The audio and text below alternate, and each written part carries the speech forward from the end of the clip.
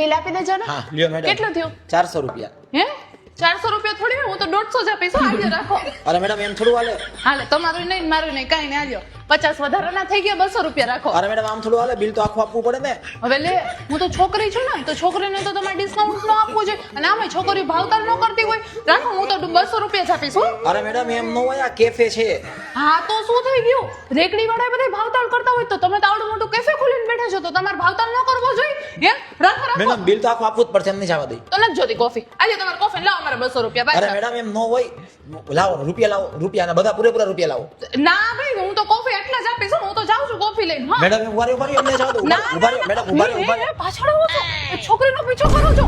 આ તો તમને ખબર હોવી જોઈએ કે આ ગુનો છે.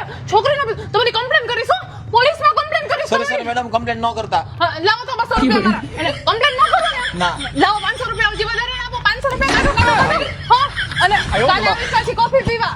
મસ્ત કોફી હતી હો, સારું સારું સારું. ભલે.